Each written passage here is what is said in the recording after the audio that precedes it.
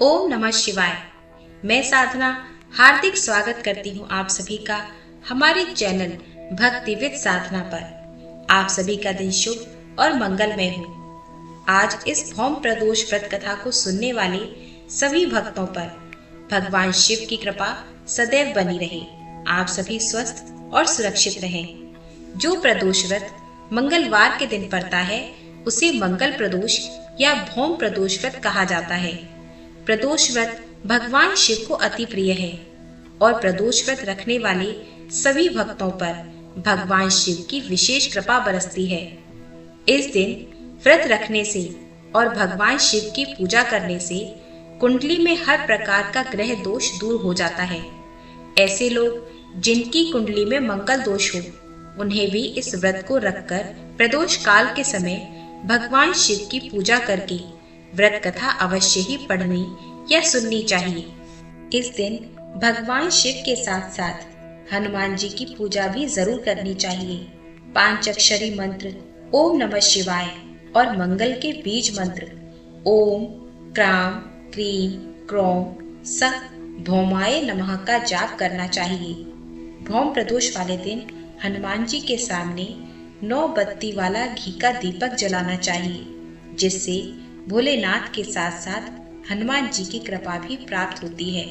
अब सुनिए मंगल प्रदोष व्रत कथा। पौराणिक कथा के अनुसार एक समय की बात है, एक नगर में एक वृद्ध महिला रहा करती थी।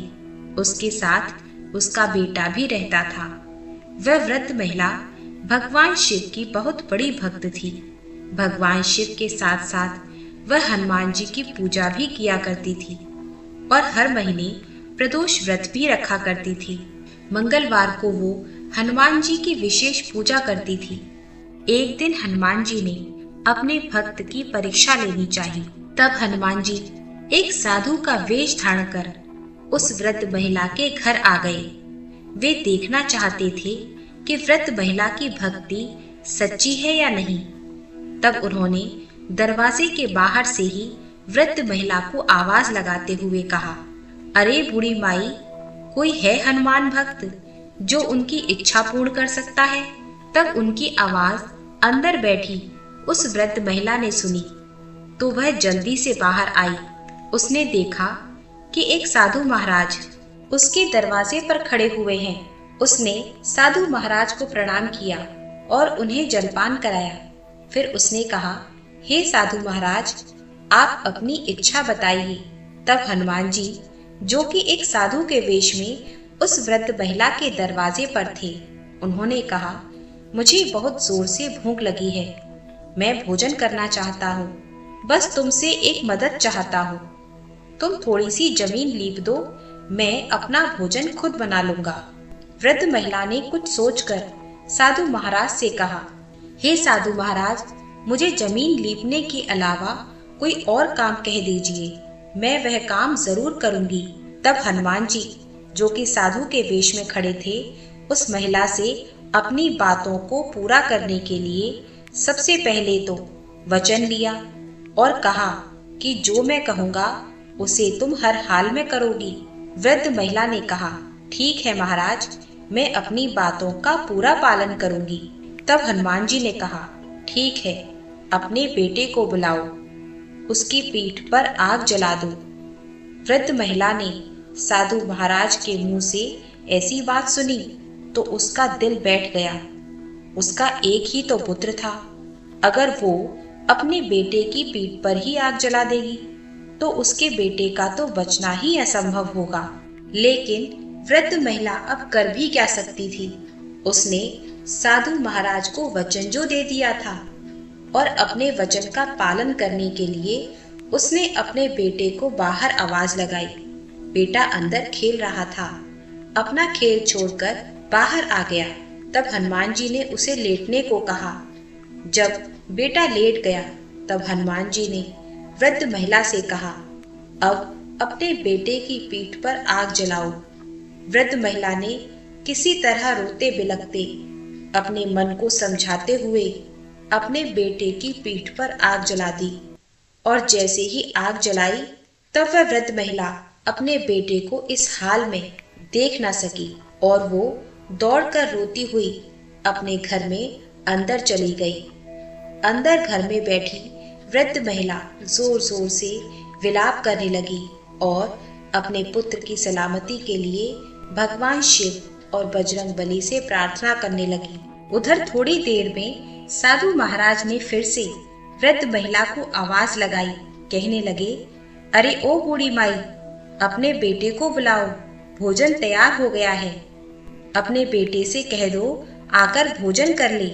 जब यह बात वृद्ध महिला ने सुनी तो उसने अपने आंसू पोंछे और आकर साधु महाराज से हाथ जोड़कर कहने लगी, हे साधु महाराज, आप ये मेरा कैसा उपहास उड़ा रहे हैं? मेरे बेटे की पीठ पर ही तो अभी आपने आग जलाई थी। अब तो मेरा बेटा जीवित भी नहीं बचा होगा। कृपया इस तरह से कहकर मेरे दुख को और मत बढ़ाइए। किंतु हनुमान जी ने उस वृद्ध महिला की बातों को अनसुना कर दिया और फिर से कहने लगे, अरे बूढ़ी माई, जाओ, भोजन ठंडा हो रहा है, अपने बेटे को बुलाओ, आकर वह भी भोजन कर लेगा। आखिरकार साधु महाराज की बातों को मानकर वृद्ध महिला ने अपने बेटे को आवाज लगाई। वह जोर से पुकारना चाहती थी, किंतु अपने दुख के कारण अपने बेटे को जोर से पुकार भी नहीं पाई। और तभी चमत्कार हुआ। वृद्ध महिला के ठीक सामने उसका बेटा खड़ा था, बिल्कुल जीवित, बिल्कुल सही सलामत। वृद्ध महिला ने जब अपने बेटे को देखा तो उसे यकीन ही नहीं हुआ कि जिस बेटे की पीठ पर उसने आग जलाई थी वही उसके सामने खड़ा है। इस चमत्कार को देखकर वृद्ध महिला साधु महाराज के चरणों में झुक गई और जब उसने अपना सिर उठाकर देखा तो उसके सामने साक्षात बजरंग बली खड़े थे। इस प्रकार बजरंग बली ने उस वृद्ध महिला की भक्ति से प्रसन्न होकर उन्हें साक्षात दर्शन दिए और उनके घर में धन के भंडार भर दिए। इस प्रकार वृद्ध महिला और उसका बेटा बड़ी खुशी खुशी अपने घर में रहने लगे। अब दोनों ही मिलकर हर महीने पड़ने वाले दोनों प्रदोष व्रत करने लगे। ऐसी है भगवान शिव और बजरंग बली की महिमा। कहा जाता है, जो भी भक्त सच्चे मन से प्रदोष व्रत रखता है उनकी सभी मनोकामनाएं भगवान शिव पूर्ण करते हैं। प्रेम से बोलिए, भोले शंकर की जय, बजरंग बली की जय। तो यह थी भोम प्रदोष व्रत में सुनी जाने वाली संपूर्ण व्रत कथा। कथा समाप्त होने पर शिव परिवार और हनुमान जी की जय कमेंट बॉक्स में जरूर लिखिएगा। भगवान भोलेनाथ आपकी समस्त मनोकामनाएं पूर्ण करें। कथा पसंद आई हो तो प्लीज वीडियो को लाइक करके शेयर जरूर कीजिएगा और ऐसी ही और कथाएं सुनने के लिए हमारे चैनल को सब्सक्राइब जरूर कीजिएगा। हर हर महादेव।